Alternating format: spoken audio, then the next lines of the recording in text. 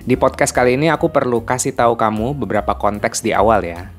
1, kita akan ngobrolin metafora atau analogi dari sebuah kehidupan dan relationship dan percintaan melalui permainan kartu poker dari seorang pemain poker profesional.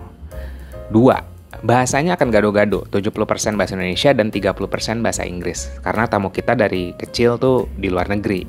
So, mungkin cara berbahasa Indonesianya tidak seluas kita orang lokal, but aku jamin sangat-sangat bisa dimengerti. 3, poker bukan hanya judi, dan kita tidak mempromosikan judi. Kami membahas ini atas dasar kekaguman kita atas Mbak Thalita Setiadi, seorang yang sangat adaptif dan passionate di setiap bidang yang ia tekuni. FYI, dia lulusan musik jazz, lalu jadi pengusaha pastry atau bakery, sampai-sampai dijulukin sebagai Queen of Pastry-nya Indonesia. Masuk majalah Forbes 30 Under 30, lalu dia mendalami meditasi, kripto, high rocks, dan sekarang menjadi pemain poker profesional. So, kalau kamu mau mendapatkan wisdom dari seseorang yang super ambisius seperti Mbak Thalita, enjoy this podcast ya. Jadi poker itu keren banget, jadi ada strateginya, ada kreatifnya, ada psikologinya, ada matematikanya, statistics, probability, ada lucknya juga, di mana itu sebuah faktor yang kita nggak tahu, is mysterious. Di satu sisi kalau kita ngomongin relationship, ada luck nggak? Pasti ada gitu kan. I mean, nih kalau ngomongin probabilitas ya Mbak Thalita, Yasser adalah laki-laki ke-23 yang aku ajak kopi darat dalam waktu 1,5 tahun dari kenalan di dating apps. That's the beauty of poker juga, sebenarnya itu adalah sebuah kaca kehidupan. It's the mirror of life. It's a metaphor of life. It's a metaphor of love and war. 20s with $1 million business. Of course my ego was through the roof. Forbes 30 Under 30. Dipanggil Queen of Pastry bahkan gitu. Oh iya, Queen of Pastry. Of Indonesia. Jadi aku udah ngerasa mungkin ya aku punya entitlement atau kayaknya mikir kalau tuh gua tuh hebat, nggak mikir kartu gua tuh bagus. Poker is good for my healing. Karena I realize I tried to cover something atau melengkapi sesuatu yang hampa di dalam dirinya aku tuh dengan kesuksesan, dengan acknowledgement, dengan status, dengan uang. Kalah ya kalah aja gitu loh. It's hard, so hard, sebel dan dendam. Karena kenapa orang itu bisa mengalahkan kita dengan kartu yang lebih jelek daripada kita. Masih ketinggalan di masa lalu gitu loh. Nggak bisa fokus in the present moment. Okay. Itu satu. So poker make you presence-based meditation I kayaknya. believe so. Ya, tapi gini, Anes. So your 2 years spiritual path is nothing compared to poker ya? Wah.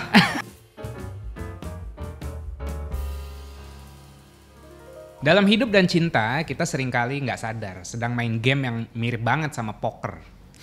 Kita dapat kartu yang nggak bisa kita pilih. Misalnya lahir dari keluarga apa, terus situasi lingkungannya yang kayak gimana, termasuk jodoh. Dan kita harus memainkan kartu itu sebaik mungkin. Ada saat kita harus berani all in, ada saat kita harus fold dan mundur dengan legowo. Dan ada saat kita cuma bisa cek, nunggu waktu yang tepat tanpa kehilangan fokus. Tapi di luar kartu yang kita pegang, yang paling penting justru adalah pembacaan diri dan orang lain. Seberapa tenang kita di tengah tekanan, seberapa sadar kita saat emosi mulai main. Banyak orang gagal bukan karena dapat kartu jelek, tapi karena nggak tahu kapan harus berhenti ngejar prize yang udah jelas bukan buat dia gitu. Sama kayak dalam hubungan, kadang bukan kurang cinta, tapi nggak tahu kapan harus berhenti mempertahankan yang bikin kita kehilangan diri sendiri. Hari ini kita akan belajar dari seorang yang sudah hidup di meja permainan. Bukan sekedar soal menang atau kalah, tapi soal membaca pola, mengelola ego, dan bermain dengan kesadaran. Seorang pemain poker profesional, selamat datang Thalita Setiadi. Waduh, terima kasih. Welcome. Yasser, seneng banget. Kayak pressure gitu gak sih? It's a quite introduction karena I'm proud. Aku bangga banget bisa ngundang dirimu karena membuktikan circle gue keren-keren. Yes. Aku validasi sayang, aku validasi. Banyak yang aku baru tahu, jadi aku belajar banyak. Jadi kalau dulu, ini sedikit aja sih. Dulu Mbak Thalita ini benar-benar life explorer menurut aku gitu kan. Dari dulu tuh kalau kalian pernah dengar Queen of Bakery, wih gila ratunya bakery Indonesia. Terus tiba-tiba main poker gitu. Kayaknya hidupnya dia tuh bukan dwelling di satu industri or di satu momen aja. Dia benar-benar explore ke berbagai bidang. Ada nutrition, ada poker juga dan segala macam. Meditation gitu kan. Crypto, musik. Oh iya musik. Jadi aku sarjana musik sebenarnya. Boleh. Oh, Oke. gitu. Boleh kasih konteks sedikit Kak? Gimana dinamika your tadi dari musik, bakery dan segala macam. Iya, jadi sebenarnya aku tuh kecilnya seorang akademik gitu. Jadi kuper dan nggak berani bersosialisasi dengan orang, hanya sembunyi di library aja dan belajar gitu. Jadi pikirnya aku dulu tuh pengen jadi dokter. Tapi terus akhirnya nonton John Mayer, terus terinspirasi untuk belajar musik. Terus akhirnya saya sarjana musik di bidang jazz, double bass. Setelah selesai jazz, terus kayak ngelihat Master Chef, terus terinspirasi untuk menjadi chef. Jadi I see something, jadi kayak ada ketertarikan, ada keinginan, dan aku mencoba sebagai filosofi hidup untuk selalu mengikutin that excitement, that curiosity. Ya. Terus akhirnya yaitu memulai suatu bisnis dalam bidang kuliner. Tapi dalam merintis bisnis itu di 10 tahun aku menjalaninya, of course banyak ketertarikan lain kan, yang tapi belum sempat aku bisa tekuni sampai dalam banget sampai yang poker ini sekarang. Berarti kalau as a professional poker udah berapa lama? Sebenarnya aku baru main itu sejak akhir 2023, itu turnamen. Jadi sebelumnya main di rumah aja dengan teman-teman sejak tahun 2022, terus akhir 2023 mulai main competitively. Jadi traveling ke Vietnam, terus Taiwan, terus Thailand, Malaysia untuk bermain dan bertanding dengan pemain-pemain dari negara-negara lain. Oke, jadi ini bukan hobi. Hobi sih sebenarnya. Oke, kalau mungkin kita buka wawasan sedikit kan, kalau kita mikirin poker itu kayak gambling, main judi aja gitu. Apakah emang karena ini kayak emang apa addicted to judi apa gimana gitu?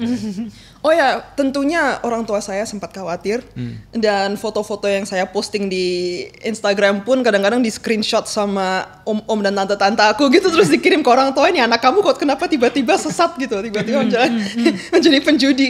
Dan sebenarnya aku ngerti lah kalau mungkin a bit stigmatized ya di negara ini. Tapi sebenarnya kalau kita lihat bidang permainan poker itu sudah kompetitif di Amerika tuh sejak beberapa dekade, dan tiap tahunnya tuh ada World Championship, World Series of Poker, di mana tuh ada juara dunia juga. Dan misalnya kita ngelihat pemain-pemain poker yang terbaik di dunia itu, misalnya ini hanya judi aja, kenapa mereka bisa menjadi champion berulang-ulang kali dan memiliki hasil yang konsisten. Terus setelah satu dekade ini, mulai keluar yang namanya Game Theory of Poker, GTO. Jadi itu mulai komputer-komputer kita makin canggih, dan itu keluar namanya solver. Jadi sebenarnya ternyata just like chess and just like any other game, ada strateginya yang sekarang sudah mulai dibakukan dan juga sudah mulai di-sharing online gitu loh. Jadi ada bukunya, ada coachesnya, and it's a game. There's game theory, there's theory. Jadi sekarang ini poker itu sudah ya kalau sudah makin banyak orang tahu kalau itu nggak hanya gambling aja. Di Thailand ini baru saja diakui oleh pemerintahnya untuk sebuah mental sport dan dilegalisir di Thailand. Jadi kita boleh main poker itu dengan legal di sana. Gitu. Mental sport itu istilah yang menarik banget sih. Tapi after playing the game gitu kan, jadi kita sepakati dulu gitu ya bahwa poker is not a gambling, we see poker as a game, right? Sport. Ada gamblingnya, Yeah. ada lucknya pasti. Okay. Tapi not only Gambling. just gambling. Yeah, but let's say the POV yang akan kita pakai di sini about poker is playing and sport. Yeah. Gitu ya, oke. Nah, dengan kacamata itu, I wanna know apa artinya poker for you after playing about 3 years for now? Jadi tadinya memang hanya suatu hobi yang aku suka main dengan teman-teman ya. Aku orangnya sangat kompetitif. Dan karena itu aku sempat masuk ke bidang usaha dan juga suka bertanding di Spartan Race atau High Rocks. Aku juga suka berolahraga gitu kan. Jadi aku suka sekali mentalitas di balik performance dan juga disiplin dan juga bagaimana kita bisa punya suatu strategi untuk mengalahkan kompetitornya lain. Jadi poker itu keren banget karena itu bisa membuat aku belajar untuk how to think strategically gitu. So for me poker is that. It engages my strategic thinking. Strategi itu nggak hanya game theory optimal tadi itu yang aku bilang barusan, tapi juga bagaimana kita bisa mengenal oponennya kita gitu. Misalnya orang ini punya kecenderungan apa yang kita bisa eksploitasi gitu. Cara mainnya mereka gimana dan bagaimana kita bisa beradaptasi. Jadi for me, yang karena aku memang backgroundnya banyak dari bidang kreatif juga ya sebelumnya, it helps me to think creatively juga. Jadi ada strateginya, ada kreatifnya, ada psikologinya, ada matematikanya, statistics, probability, ada lucknya juga, di mana itu sebuah faktor yang kita nggak tahu, is mysterious gitu. Jadi for me it engages like every part of my interest. Karena ada kayak something that within our control, bisa exploring self, tapi di satu sisi kayak ada outside forces which is kayak luck tadi yang emang kayak ya gimana gue nggak tahu berapa kartu apa. Namanya controlled chaos. Oh baik. Yeah. Controlled chaos. It's mysterious, it's curious, it engages you gitu. I don't know. Aku lagi. Nggak apa-apa, kamu kayaknya yang lebih penasaran tentang ini. Oke. Enggak, soalnya pas dengerin itu tuh gini, di satu sisi sebagai orang yang lagi mendalami relationship, I can see a pattern yang sebenarnya agak mirip juga gitu sama relationship. Really? Seperti yang tadi Yaser bilang. Di satu sisi kalau kita ngomongin relationship adalah nggak pasti ada gitu kan. I mean, nih kalau ngomongin probabilitas ya Mbak Talitha. Yaser adalah laki-laki ke-23 yang aku ajak kopi darat dalam waktu 1,5 tahun dari kenalan di dating apps. 3 dating apps.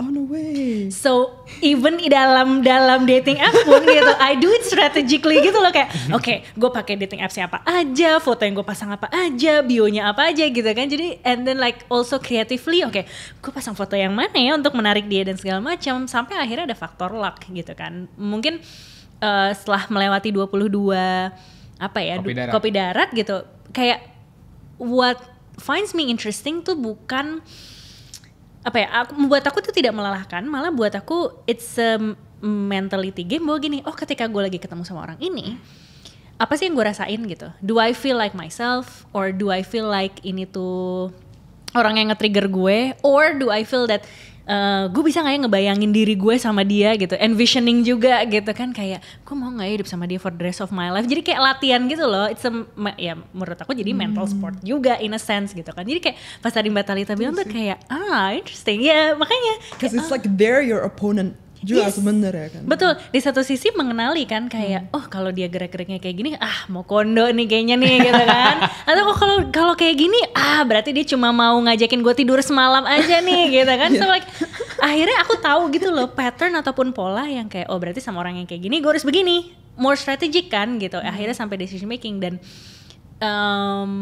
it's a very well explained experience aja sih yang dari tadi Mbak Talitha mention soal what you are experiencing from poker.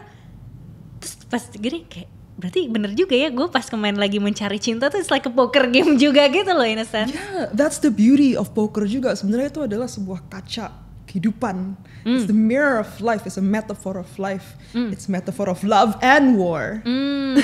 Nah, tapi aku jadi penasaran gini. Tadi yang sangat menarik buatku adalah di dalam meja poker, you have to know your opponents. Berarti kan harus membaca gerak-geriknya gitu kan. Terus kayak ada tendensi tertentu, orang ini tipenya begini gitu. Pengen tahu dong kalau when you play poker gitu, dan bertemu dengan opponents itu, biasanya apa sih yang kamu lihat Mbak Talitha on like how deciding nih orang yang cenderung kemana dan segala macam?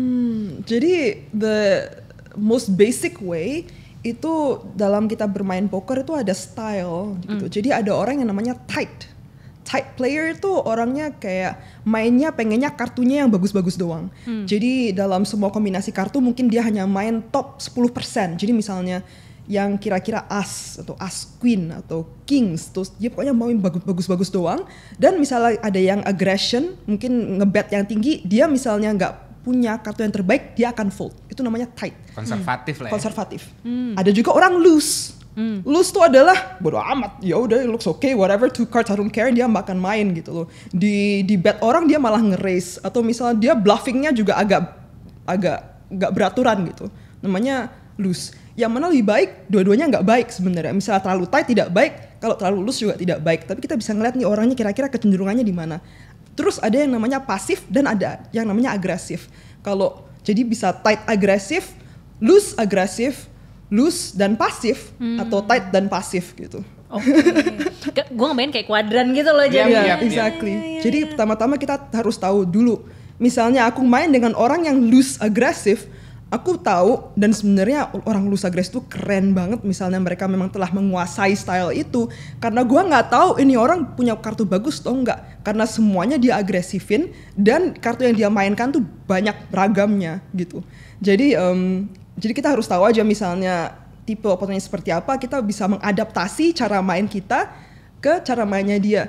Jadi actually the best way itu adalah kita pinter-pinter bagaimana berubah style tergantung oponennya kita itu cara mainnya gimana. Oh, it's really hard.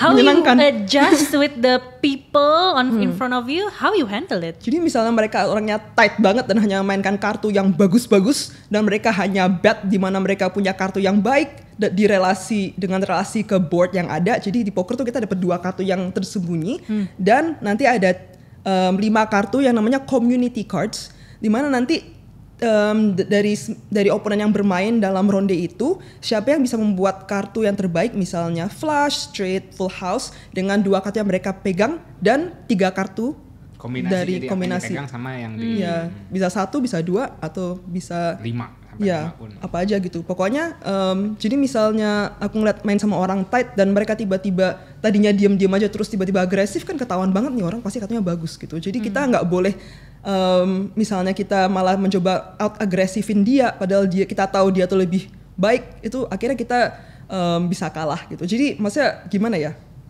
You kind of hold yourself back gitu kayak karena udah tahu harus, dia. Kalau kita bisa baca orang itu seperti apa gitu. Dan misalnya kita ngeliat orangnya ini tight dan juga pasif, kita bisa agresifin dia dikit padahal kita bohong gitu, dia juga bakal kayak langsung menutup kartunya, langsung nyerah. Kita eksploitasi kepasifannya dia. Gue definitely nggak gitu sih. Gue masih kayak gue kayaknya pasif dan kayak tight yang bagus-bagus aja. Gue kayaknya kayak kalau gue yakin baru gue itu gitu. Tapi kayaknya you see more of like a player nih Bang. Silahkan Bang. I'm high risk high return. Iya banget sih. Wow. Kok bisa tiba-tiba cara 2 style main berbeda menemukan each other tuh gimana coba? Aku tuh the symbol of her freedom. Dia tuh symbol of my security. Dia tuh jangkar aku tuh kayak anjing geladakan yang saling mengimbangi. Jadi kalau pakai si wheels of motivational values yang tadi kita sempat ngobrol offline itu,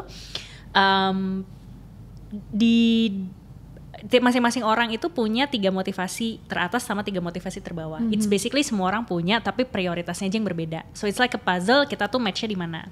Nah aku sama Yaser itu matchnya di self direction and achievement. Jadi kita memang orang yang suka mengatur hidup kita sendiri, and we like to achieve something gitu. Makanya kita cocok kerja bareng. Tapi apa yang membedakan adalah dia orangnya security gitu. Jadi dia lebih strategik gitu dalam melakukan sesuatu. Nah kalau aku orangnya stimulation, aku ngelakuin sesuatu yang aku suka. Jadi seringkali misalnya baik dalam our relationship ataupun our business, yang terjadi adalah gini, sayang ini ada pekerjaan, I think I like it, I wanna do it. Terus kata dia, gak, ini gak ada duitnya, misalnya gitu. So in the end, with ada similarity tapi juga ada difference-nya, kita kayak finding balance, and tadi sih maksudnya kayak mencoba untuk beradaptasi. Oh berarti kalau lu kayak gini gue kayak gini, kita manage ini dalam aspek kehidupan kita tuh kayak gimana gitu. So I think kalau pakai poker kayak aku ngeliat lu nih dia orangnya gimana gitu kan, kamu mungkin dia pasti agresif, itu gue ada yakin banget.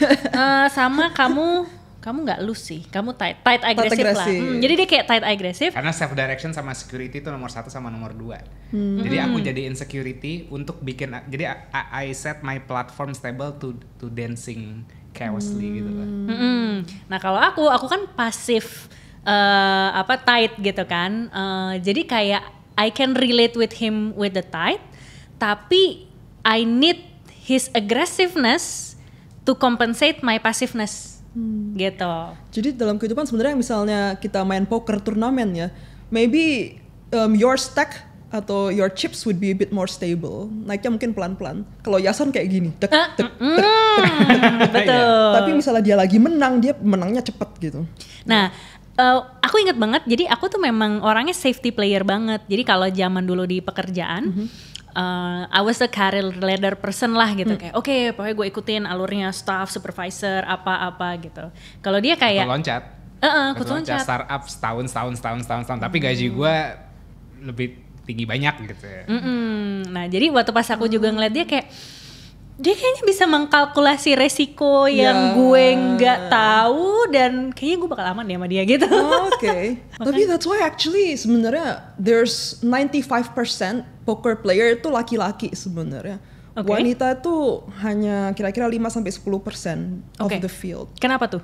Jadi katanya psychologically men is better at taking risk. Mereka lebih tahu lah bagaimana cara memanage risk dan lebih berani untuk mengambil resiko. Kalau wanita lebih suka security gitu katanya. Tapi how do you feel? Maksudnya kayak are you more of a secure person or are you ada ambisinya juga sih tadi kan gitu. Kompetitif juga. Apakah then the competitive? Jangan dibuka ntar lawannya denger jangan. Ngerti bahasa Indonesia enggak? Kan tahu aja ya. Kalau aku ya sebenarnya aku lebih ke tight agresif juga gitu. Tight agresif. Tapi baru-baru ini pengen belajar bagaimana lebih loose gitu. Jadi soalnya aku agak control freak sebenarnya gitu. Jadi poker is helping me untuk embrace the unknown dan juga embrace the variance.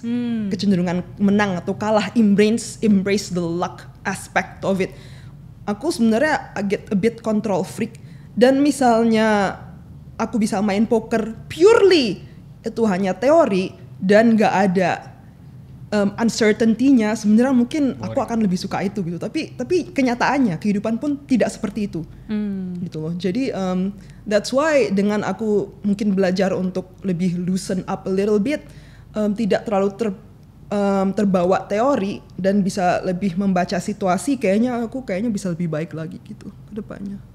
Itu jadi tiba-tiba kepikiran lagi on the relationship gitu kan. I think it makes sense juga gitu loh. Kayak for someone yang lagi finding love or relationship gitu kan, if we're really stick to it, gue maunya kayak gini, ya kan. Sedangkan di realita nggak ada yang kayak gitu. And then what's gonna happen? Ya kalau pilihan lo tetap mau stick ke sini tapi nggak dapat dan you happy with it, ya nggak apa-apa. Tapi what's happen most kan adalah ketika oke, gue mau kayak gini tapi nggak dapat, abis itu ngeluh, abis itu sedih gitu kan. Artinya kan you're not being responsible, I guess, with the card on your hand. Iya. Gitu. Bagus analogi kamu, Iya, bagus. Do you play? I play. Oh, you play, pantesan. Tapi Zynga Poker. App-nya kan? Iya, main poker gitu. Tapi bukan secara offline gitu, enggak. Enggak. Aku kan dari Padang, Sumatera. Jadi kalau misalnya kita keluarga Lebaran nih, Idul Fitri, kita main judi sekeluarga. Sebenarnya Indonesia tuh ada nggak sih budaya judinya? Orang Batak, misalnya kakekku meninggal, kita main judi. Oh gitu ya? Iya. So gitu. It's for celebration. Terus nanti yang menang traktir gitu. Yang menang uangnya lebih banyak kan, terus traktir beli makan. Cuman buat ini, ya kayak kita main monopoli, ular tangga kayak gitu-gitu. Tapi untuk ada thrillnya mungkin.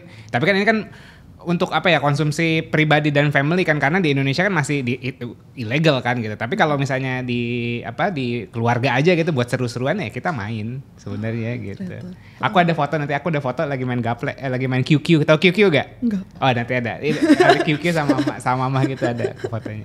Ya for the sake of fun. Connection. Iya, connection and fun. Kayak kita main Uno aja. Iya. Kayak gitu aja sebenarnya. For me that's interesting. Soalnya sebelum judi itu di-stigmatize, it's actually part of the culture gitu loh. There's actually nothing that's negative about it unless just like anything else, kalau kita abuse, ya kan? alcoholism, smoking or whatever the stuff, it becomes a vice. Tapi sebenarnya it's a neutral activity gitu loh. Agree. Dan I think apa yang membuat itu akhirnya dilarang adalah gini, menurutku personal ketidakmampuan seseorang untuk handle the addiction.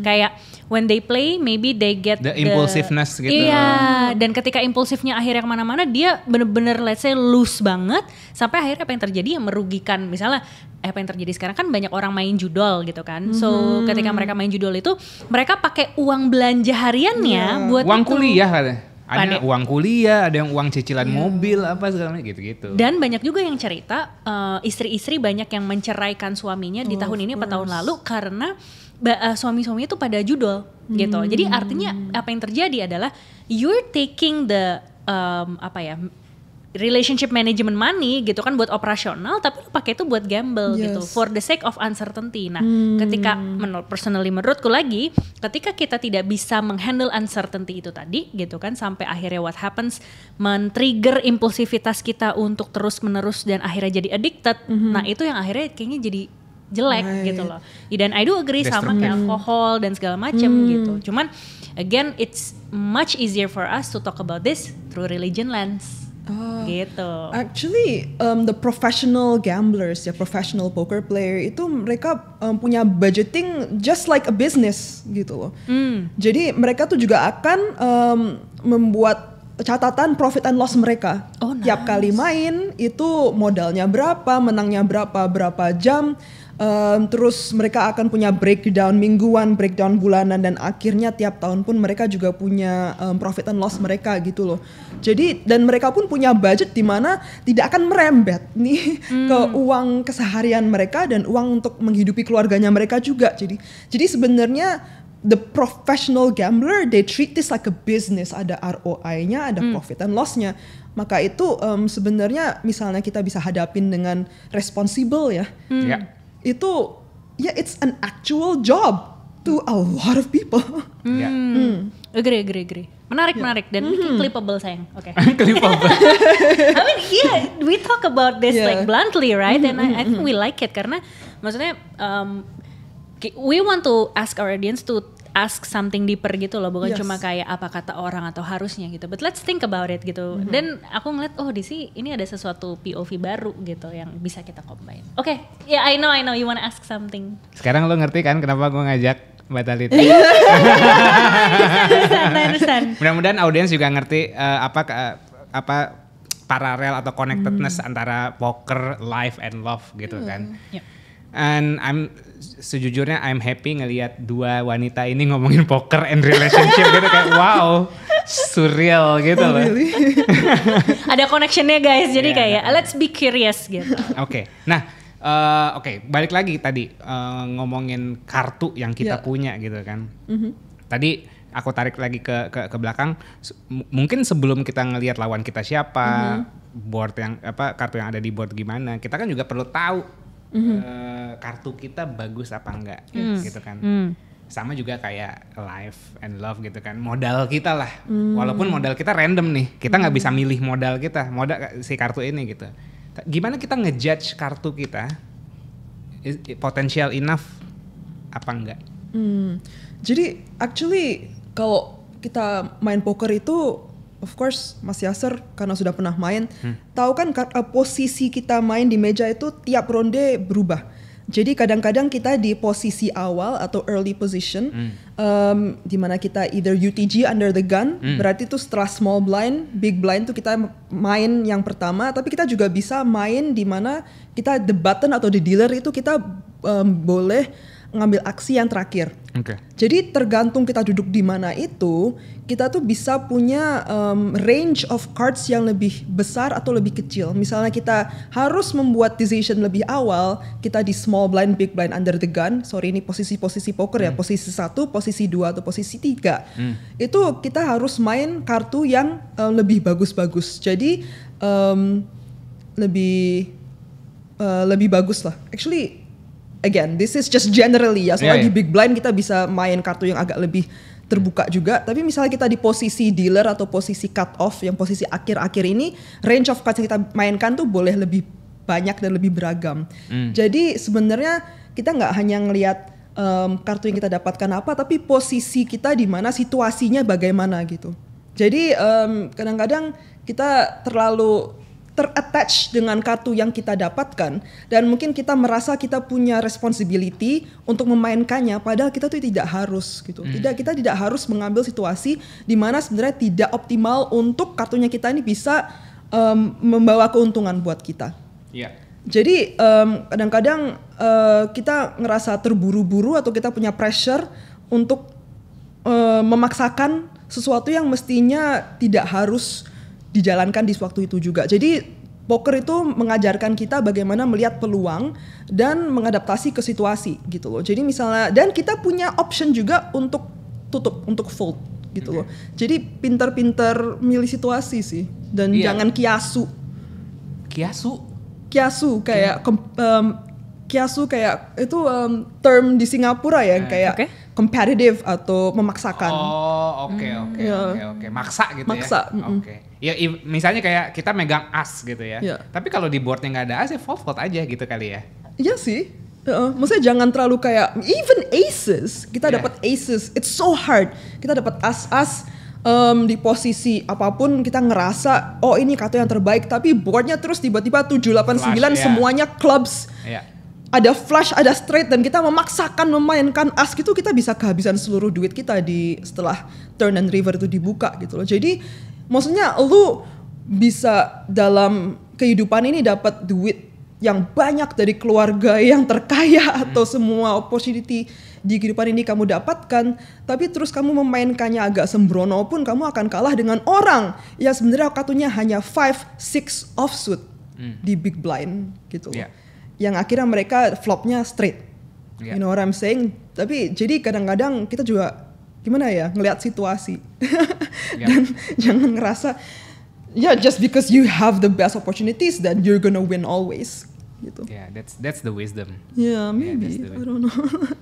Gimana? Ya lagi mengaitkan lagi dengan sorry kalau kayak misalnya termsnya poker agak kompleks ya, aku coba untuk membuatnya lebih aman.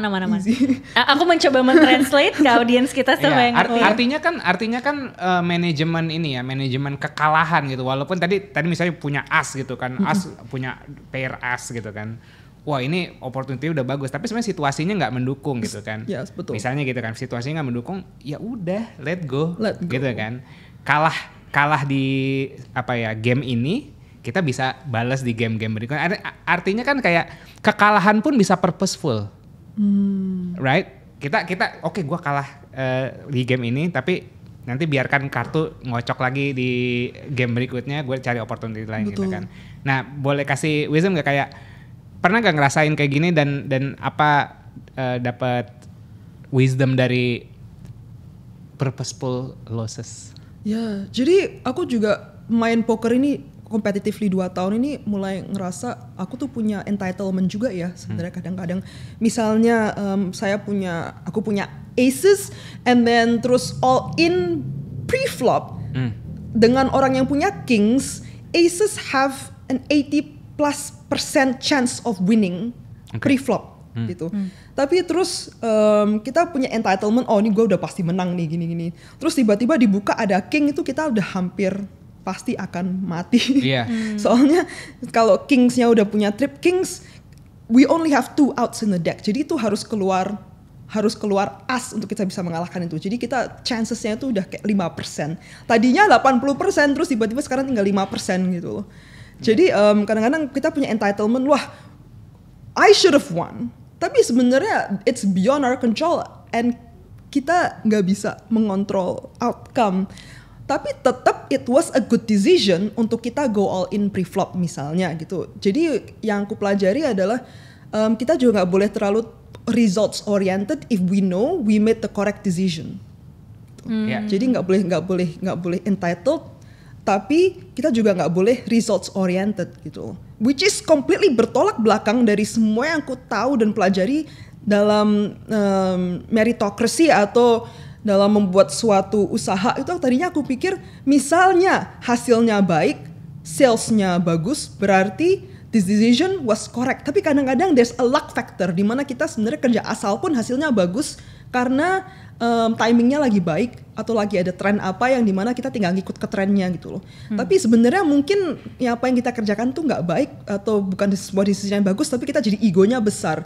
Jadi tidak boleh terlalu mengkaitkan diri self-worth dan segalanya itu ke hasil, which is sangat-sangat a different way of thinking for me. Oke. Nah dari situasi itu di luar meja poker ada yang related gak with your life experience? Bisa kasih contoh gak biar mungkin orang kebayang nih, oh bentuknya kayak gini ya kalau di kehidupan nyata di luar meja poker.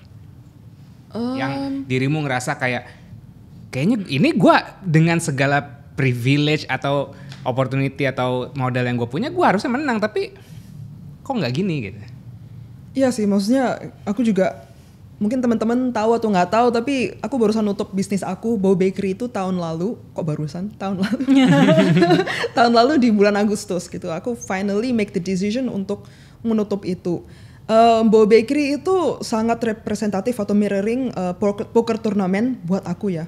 Gambarannya adalah Bow Bakery kita datang di timing yang tepat. Dan juga kita first mover dalam bidang artisan bakery dan tidak banyak kompetitor lain di waktu kita mulai berjualan tahun 2015. Jadi dalam metafor poker itu chipsnya kita tuh cepat banget naik. Dan aku menjadi sebuah chip leader. Chip leader di industri di mana kita mendapatkan omset salah satu yang terbanyak di bidangnya kita pada waktu itu.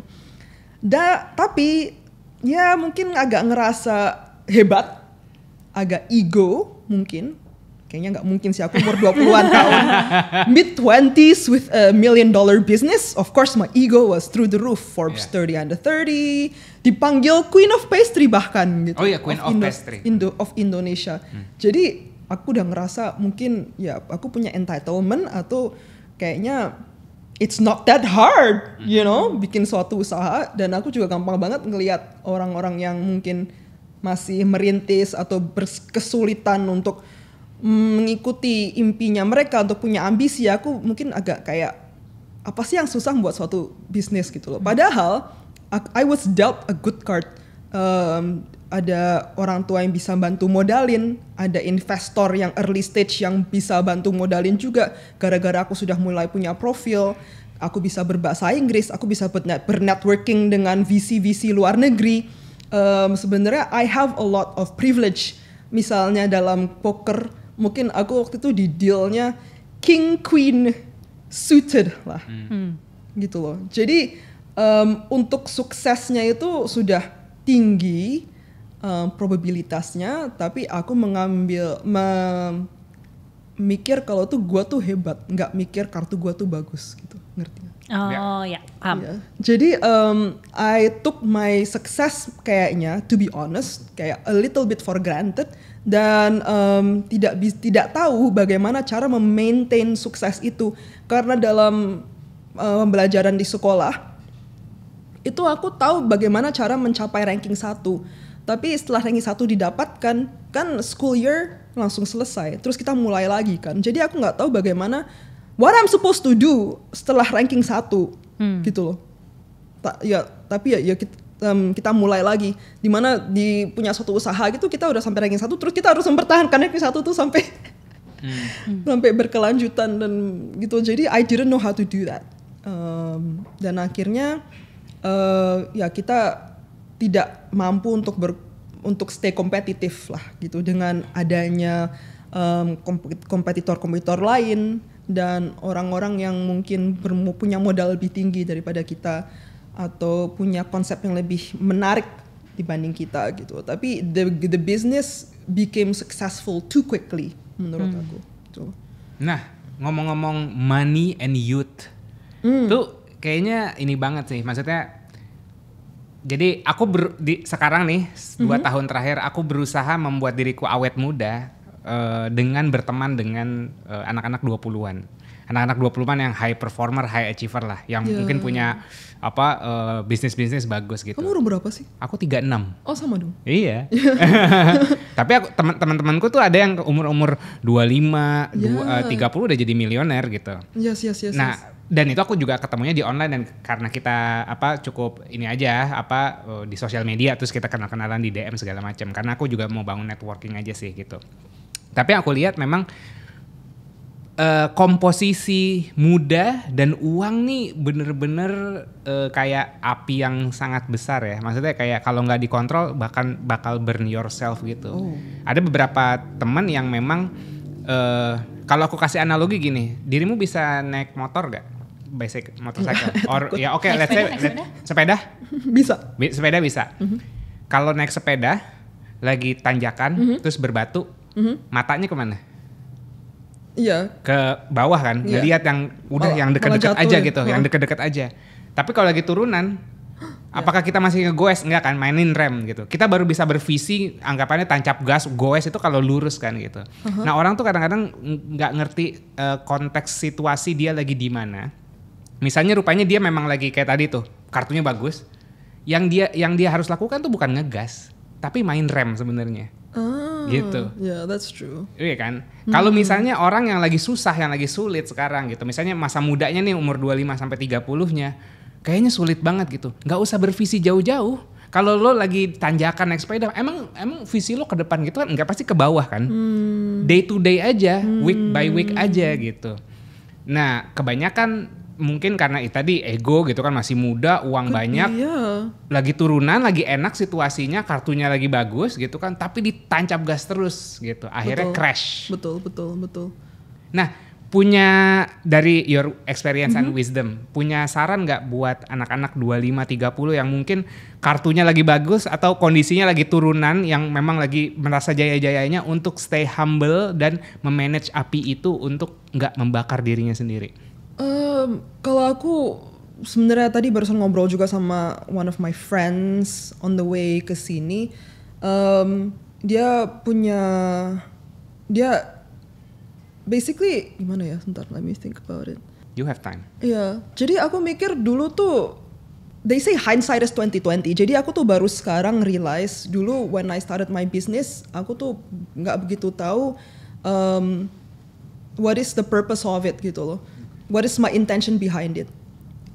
Karena dulu masih hungry banget, aku ngegas terus karena aku pikir the purpose is to be the best and the purpose is to be the biggest. Jadi there's no limit untuk apa yang ku inginkan. Jadi aku pengen menjadi yang paling besar, pengen duit miliaran. Even ada orang nanya, kamu pengen punya duit berapa emang? For me tidak berseri, kita tidak punya kayak limitation ya? Yeah, awareness or any type of limitation, karena I don't know, just more. That's all I knew is more gitu. Tapi sekarang di mana aku udah menutup usahanya itu dan punya wisdom, I think I can say I have more wisdom now. I have less than I used to.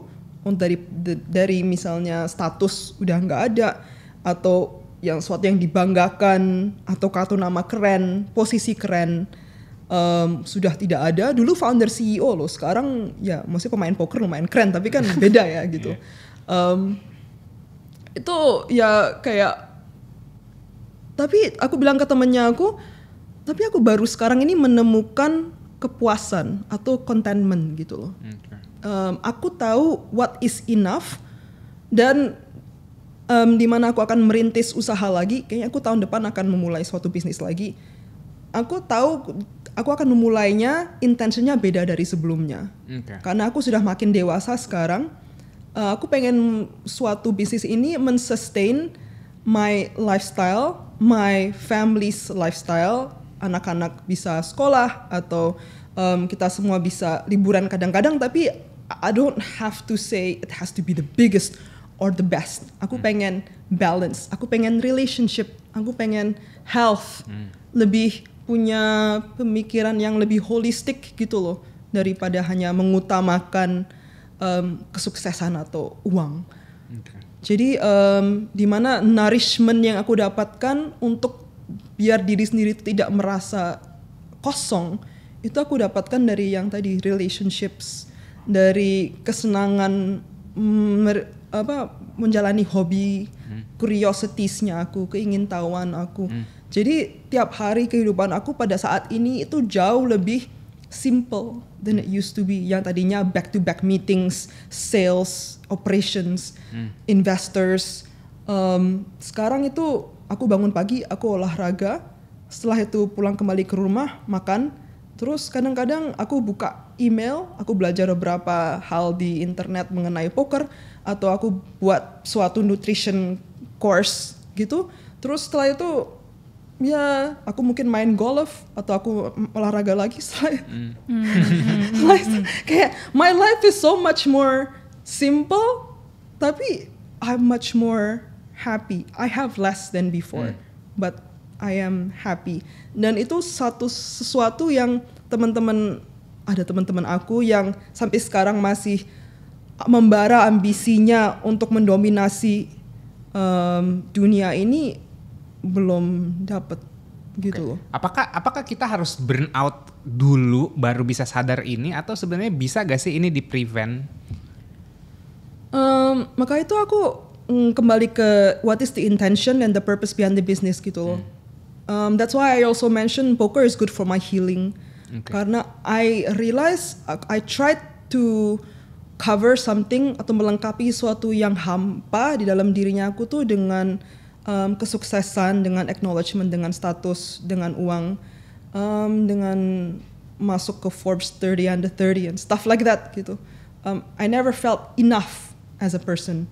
Kayak Talitha itu sudah cukup as she is, tanpa harus terus membuktikan dirinya dia tuh siapa gitu loh, dengan I don't know, punya bisnis terkeren dan maybe 40 under 40. Udah capek gitu loh. Jadi misalnya anak-anak muda kita, kayak Gen Z itu udah lumayan lebih woke ya mungkin dari kita sebelumnya, mungkin punya kesadaran diri lebih tinggi dan juga sudah mengetahui lebih mengenai mental health and berapa penting itu kehidupan di luar pekerjaan, dari olahraga, healing, traveling, relationships, and all of this stuff. I hope anyway, itu jadi punya approach to work yang nggak sampai all or nothing banget gitu loh. Kayak kita sebelumnya. Semoga lebih seimbang aja sih. Yeah. Tapi kalau jadi penasaran kan, that's the wisdom for yourself. For me, yeah. Ada nggak wisdom yang bisa diambil dari poker for relationships? So there is a book called Thinking in Bets by one of poker players, best female player, namanya Annie Duke. Di mana dia menyorot mengenai sunk cost fallacy kan. Sunk cost fallacy. Jadi kita sudah terlalu attach ke decision kita yang kita telah buat beberapa waktu yang lalu, di masa lalu, tapi udah terlanjur sayang oleh semua resources atau waktu yang kita telah tuangkan ke itu jadi kita tidak bisa melepaskannya gitu loh. Padahal sudah no longer suits who we are, no longer suits our values, and udah nggak membuat kita berkembang sehat lagi gitu. Kadang-kadang aku ngerasa sometimes people stay too long in relationships.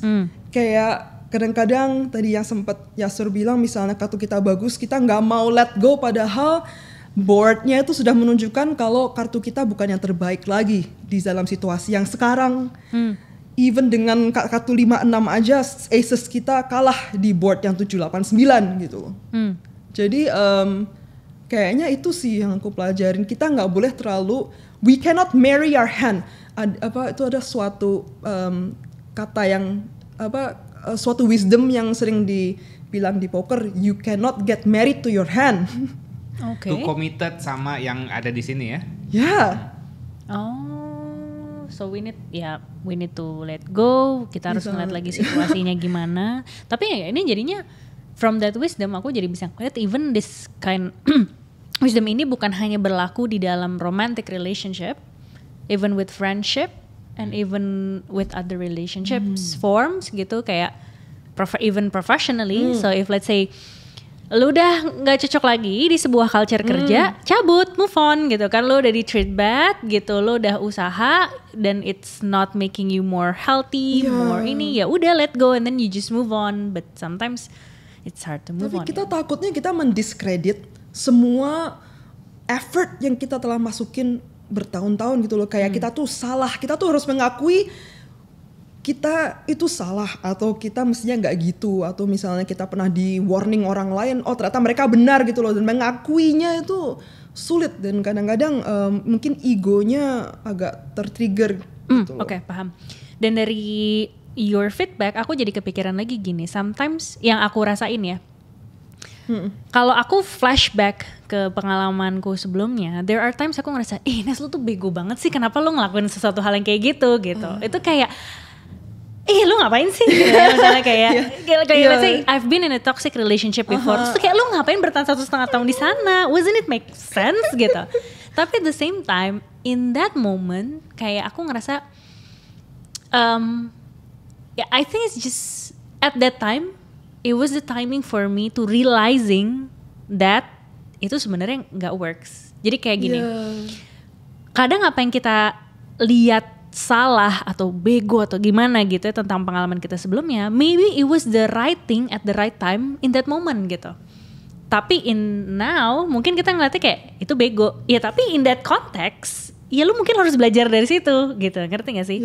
So sometimes on the reflection of our own experience, terutama through relationships, kadang kita memang perlu mengakui kalau kita waktu itu salah melakukannya, tapi kita juga perlu ngelihat konteksnya waktu itu. Kayak tadi, knowing the positioning gitu kan, kita emang lagi punya kartu bagus dan di posisi yang bagus apa enggak gitu loh. Jadi the decision making itu bisa jadi jelek karena kita belum punya skillnya, atau kita memang belum bisa maksudnya di sekeliling kita juga lagi nggak bagus, or even ya udah maybe it's a way for me to learn.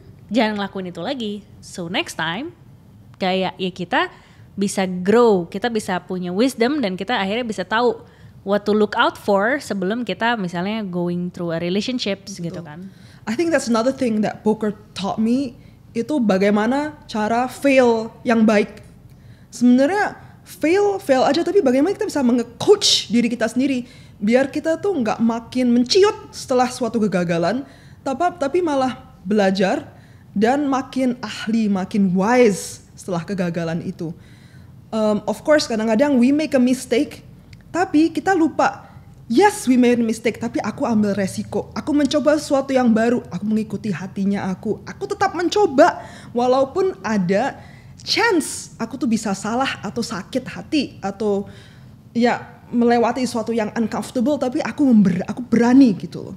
Dan itulah sesuatu yang aku harus ingat gitu. Aku harus lihat dan ingat kalau aku tuh banyak punya quality yang sebenarnya bisa kedepannya membuat aku sukses. Dan yang bisa membuat aku sukses itu adalah tidak berhenti atau takut terus mengambil resiko dan mencoba sesuatu yang baru, dan tetap mengcoaching diri sendiri atau untuk tetap tabah untuk mengambil resiko itu lagi ke depannya, walaupun sebelumnya pernah jatuh, pernah sakit, pernah kecewa gitu. Oke. Ini kayaknya bakal jadi wisdom yang bagus deh. Tapi as a very high ambitious woman gitu kan, kayak you were competitive, you wanna be bright and everything, you wanna achieve things. Untuk menerima kekalahan itu kan nggak mudah. And tadi how to feel good gitu, kayak menerima kekalahan aja nggak mudah, apalagi kayak feeling good gitu kan. So ada wisdom gak sih yang bisa dibagikan, terutama buat gini, teman-teman yang tadinya controlling in a sense, we trying to make everything perfect, whether it's ourselves ataupun lingkungan kita gitu kan, dan tiba-tiba kita harus facing the reality, which is reality is chaos and it's full of uncertainty. Tapi ada faktor luck juga kok gitu kan. Artinya kan there's a sweet but also a sour and bitter sense of life gitu kan. So how you as an ambitious person bisa deal with more of that? I think like remembering that it's a game.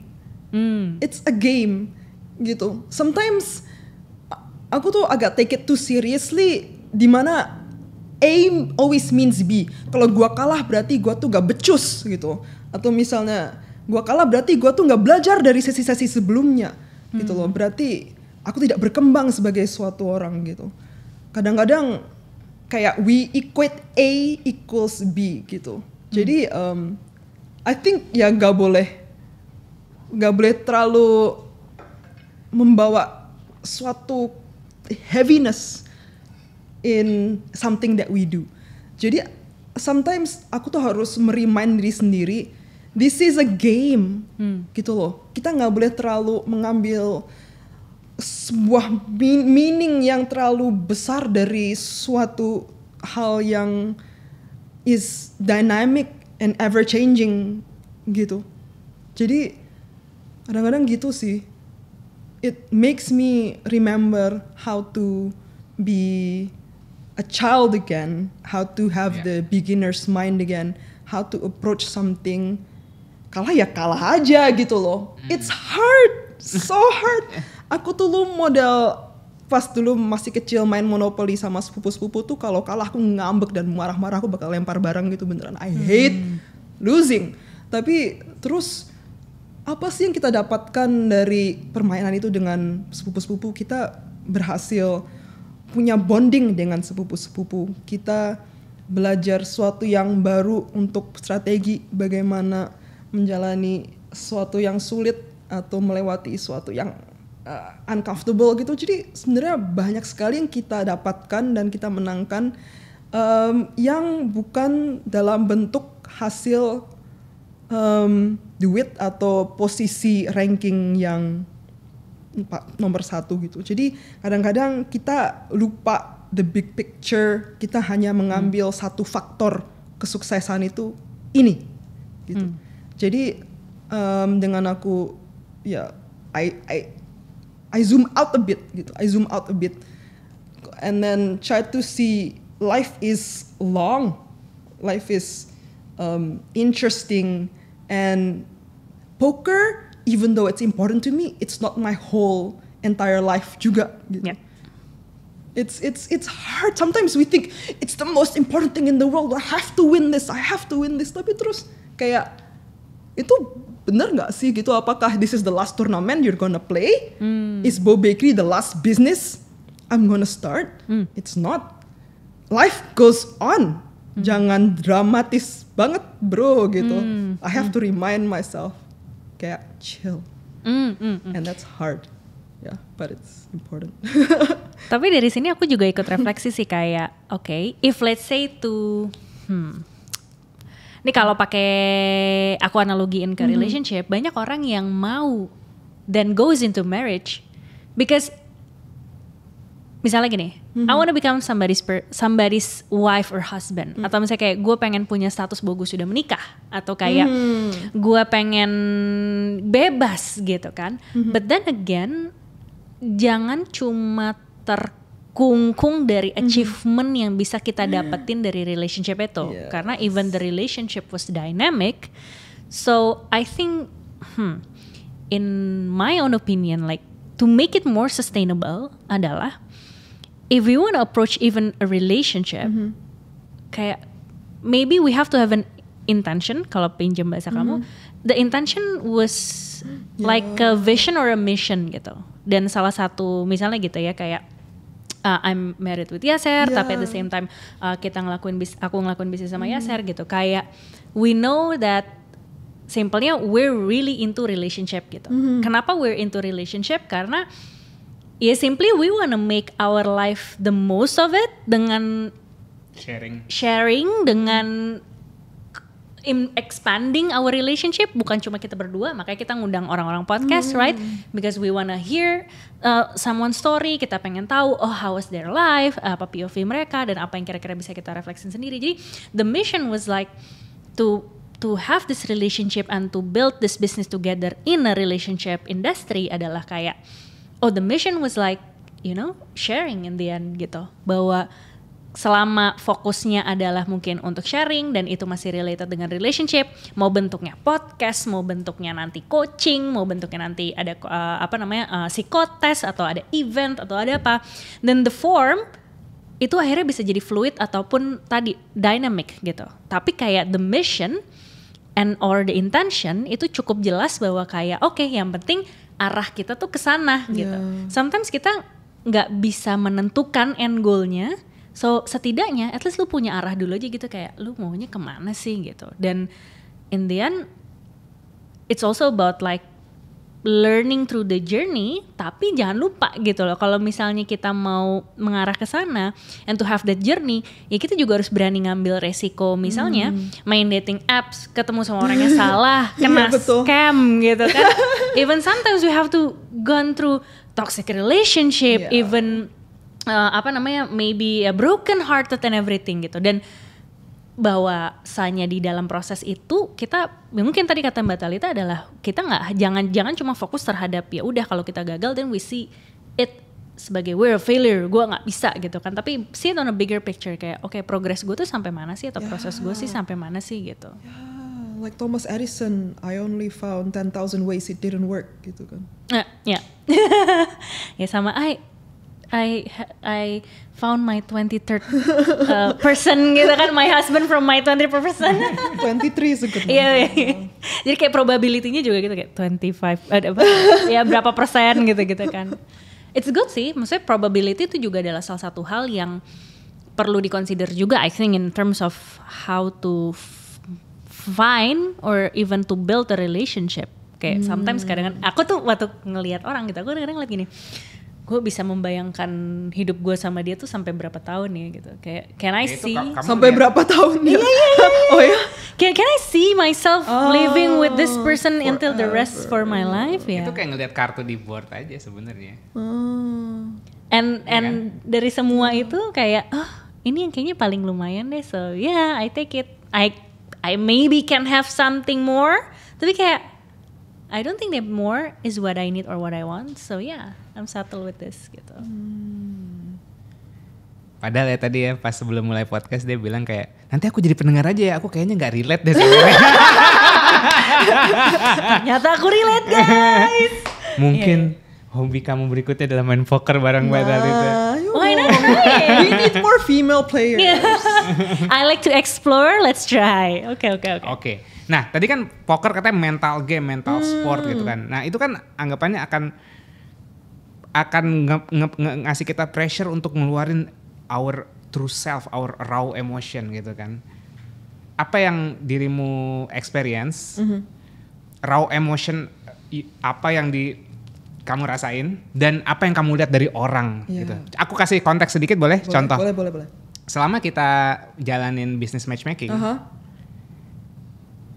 kita bisa dibilang kita bisa mengetahui orang lebih dari terapisnya dia. Damn. Karena kalau misalnya dia ke terapis, ke psikolog segala macam, dia cuman ya udah masa lalu gue gini, gue trauma segala macam. Tapi kayak their dirty desire, misalnya kayak gue maunya pokoknya yang putih ya. Misalnya kayak gitu. Aduh, aku nggak mau yang buncit, misalnya kayak gitu. Itu keluar semua. Damn. Gitu. Itu keluar semua. Mungkin yang nggak keluar sama psikolognya atau sama teman-temannya dikeluarin sama, karena udah bayar mahal-mahal kan. FYI udah mahal lah gitu. Their beliefs, their prejudice, their discrimination, their stigma semua. Iya. Kita tuh bisa dibilang bisnis ngejudge orang. Damn. Bener-bener kita mainnya rasis, kayak gue maunya dari suku ini aja ya. Gitu. Iya. Gitu dan iya, that's the request gitu. That's the business. Kayak gitu. Jadi wow, oke, orang oke the raw gitu. Emotion gitu ya. Raw desire dan segala macam. What about poker? Oke. Jadi in poker tuh ada yang emotion tuh namanya tilt. Oke. Tadinya sebelum aku mendalami poker, aku pikir tilt itu hanya misalnya kita kayak tadi contoh yang aces versus kings ya. Aces should win. Terus kita kalah nih sama kings. Kalau kita tiba-tiba emosi, kita marah gitu kan. Gara-gara kita merasa entitled, kita emosi, kita marah, cara main kita ke depannya itu suboptimal karena kita sudah tidak objektif lagi memainkan tiap kartu dan tiap ronde itu satu persatu. Jadi akhirnya kita tuh masih ke bawah, ingat masih sebel dan dendam karena kenapa orang itu bisa mengalahkan kita dengan kartu yang lebih jelek daripada kita. Jadi kita tuh kayak masih ketinggalan di masa lalu gitu loh. Nggak bisa fokus in the present moment. Oke. Itu satu. So poker make you presence based meditation I kayaknya. believe so. Ya, tapi gini, Anes. Tilt itu nggak hanya negatif tilt, ada namanya positif tilt. Oke. Coba bayangin, lu yang pegang pocket kings, terus lu menangin itu banding compared to aces, terus wah, gue hoki juga nih gitu, gue lagi hoki nih malam ini nih, kayaknya I can take more risk than before karena gue lagi hoki gitu kan. Terus tiba-tiba kamu juga mainnya makin amburadul karena merasa lebih beruntung dari biasanya atau merasa lebih hebat daripada biasanya. Mainnya juga jadi suboptimal. Jadi sebenarnya the cool thing about poker untuk someone as emotional as me itu untuk belajar bagaimana present moment in the moment kan. Dan menjalani walaupun kita pengen menangin nih turnamen, menang turnamen itu kadang-kadang butuh berhari-hari dan main 12 jam per hari ya. Kita pengen menangin tuh sekarang, kita mau menjadi yang punya stake yang terbesar, tapi sebenarnya it's a long game. It will take thousands of hands.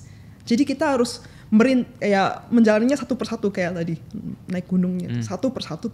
Jadi kita imagine have to maintain emotional equanimity sepanjang itu, gitu. Itu yang harus dipelajarin di poker. Apa aja yang kamu lihat di orang yang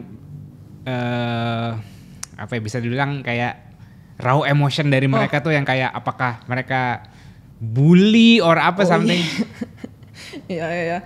Actually, it makes me aware of my raw emotion gitu. Soalnya buat aku poker tuh sangat-sangat healing karena itu juga menunjukkan hal-hal yang aku belum sembuhkan dari dalam diri aku sendiri, dari painnya masa kecil gitu for example. Jadi aku tuh dulu di sekolah itu sering dibully, gak tahu kenapa padahal aku imut, lucu kan, tapi I don't know why people are jealous. Pokoknya aku dibully terus dan tidak diajak main lah, jadi kayak sendirian gitu. Dikucilkan ya. Jadi tiap kali aku main di meja bersembilan, misalnya aku tahu ini orang bully dan cara mainnya tuh kurang ajar, berarti misalnya mungkin dia lagi bluffing terus dia tunjukin, nih lu bego nih, gue lebih baik daripada kamu gitu.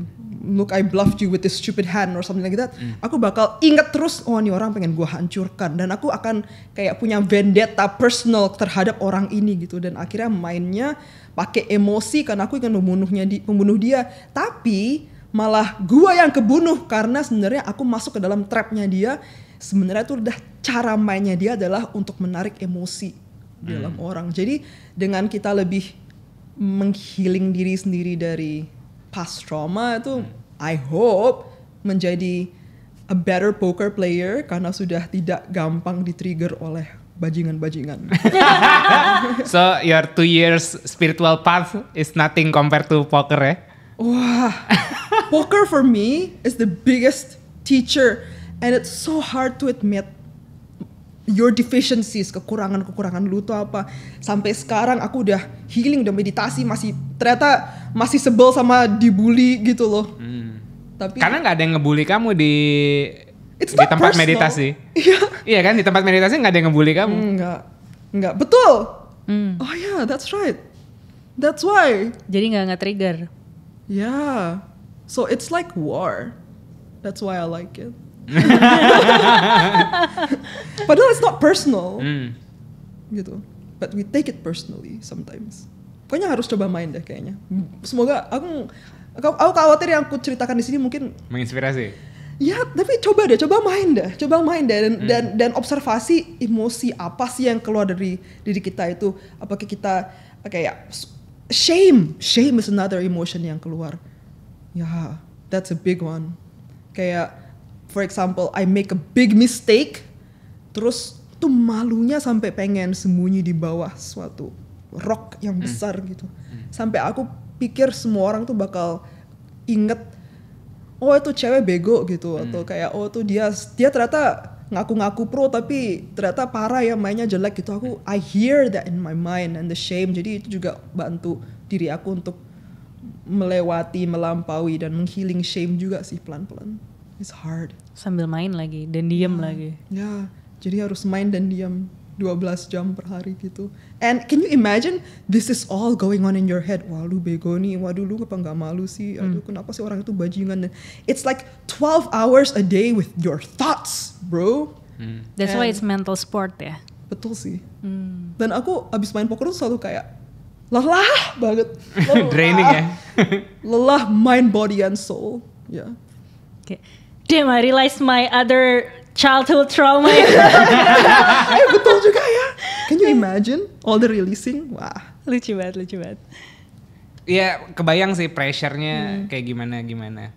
Maksudnya dirimu yang udah pernah ngelewatin kayak academic pressure, business pressure, sport pressure, ya kan? Apa jangan-jangan emang you enjoy it ya?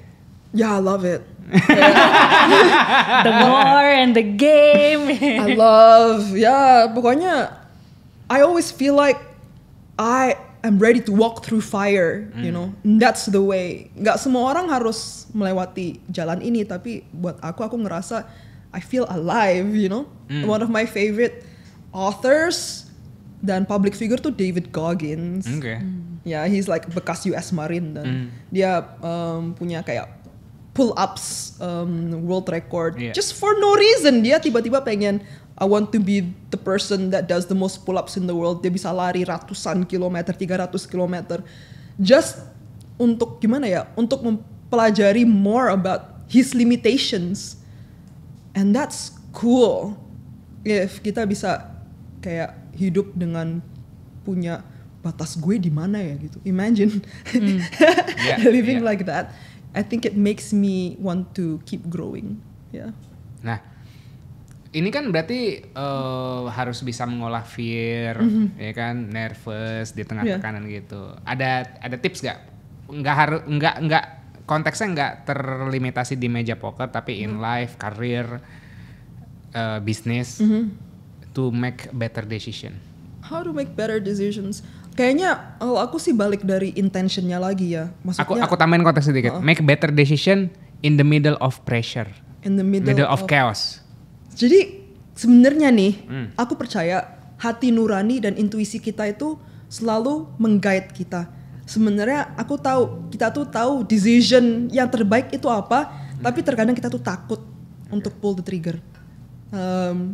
Poker membantu aku belajar itu juga, dimana kayak kita nih udah di river nih sama satu oponen, kartu kita tuh nggak bagus dan nggak bakal menang dan kita harus bluff.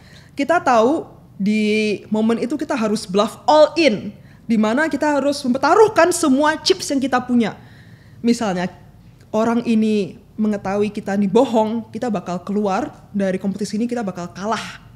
Tapi misalnya kita bisa memenangkan pot ini, kita bisa mendapatkan suatu lead, bisa poin ya, poin lebih gitulah, atau bisa mungkin malah bisa menang gitu.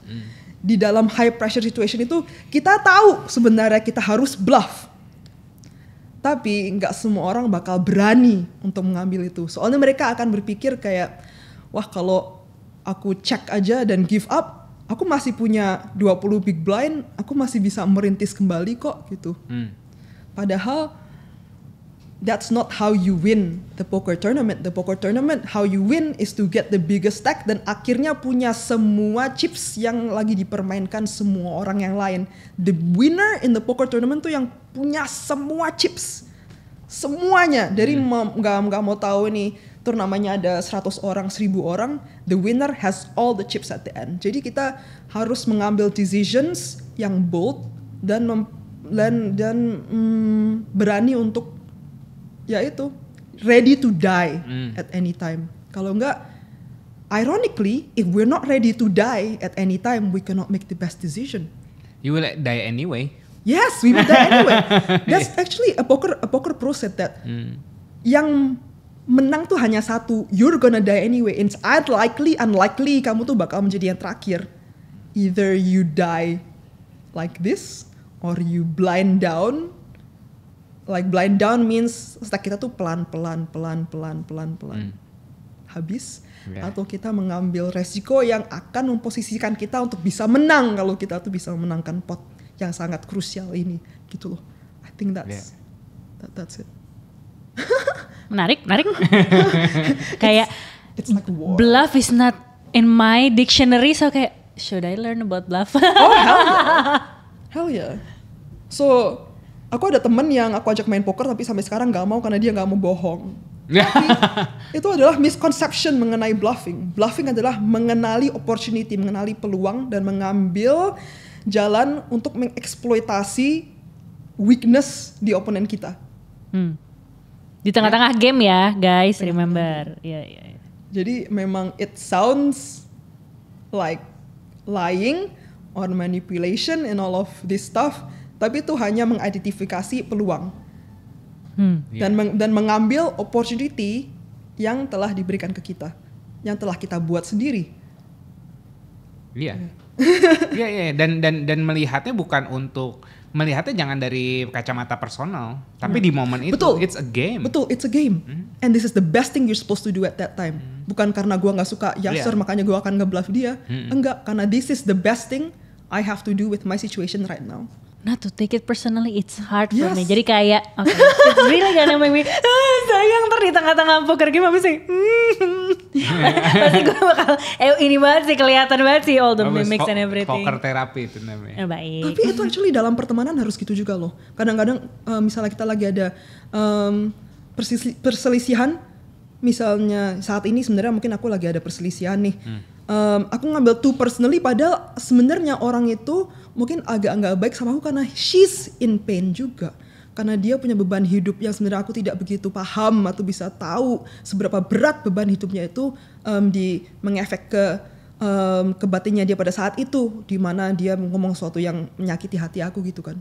Yeah. And then I take it personally, itu juga nggak baik. And then I have to realize it's not. Sometimes kita ngelihat sesuatu, jangan-jangan itu adalah proyeksi dari itu tadi belief, stigma yang memang dititipkan orang kah kepada kita atau memang itu pilihan kita untuk memandang itu seperti itu. Dan dari sini pun kita belajar banyak tentang how to see poker as a game, as it is like life and love, no not love sih, but relationship gitu Like kan. war. Iya, kayak kita harus tahu nih ini posisinya lagi main, apalagi war, apalagi loving ya kan gitu. So ya, you know yourself, kartu yang kita punya, kita kan all the resources that we have, knowing juga opponents kita, lawan-lawan kita gitu kan, how we can compete, but sometimes kita juga bisa dengan mengenali mungkin I don't know, saling support, is it possible in At least don't take it personally. ya, untuk nggak baper dan untuk heal through any ways gitu. Karena ternyata di balik dari poker, it helps Mbak Talita to heal gitu kan, dan nge-trigger all of things yang nggak nyaman dari dirinya, and dengan berprogres gitu, at least she feels better and she can manage all the things in the head for 12 hours gitu. Aku aja juga kayak, bisa gak ya gue diam 12 jam? I don't know, I never done that gitu. So anyway, please heal yourself again. Mulailah berproses. Through any activity yang memang bisa nge-trigger kamu dan Betul. kamu bisa handle it well. Yes. So hopefully teman-teman di Sapio Pato semakin cerdas, semakin wise dan juga semakin strategic dalam decision making. Asik. So itu dulu dari kita. Sekali lagi Mbak Talita, thank you so much for sharing. Dan aku Anes dan Yasser, kita pamit dulu dari Sapio Pato. Sampai ketemu di episode berikutnya. Bye bye.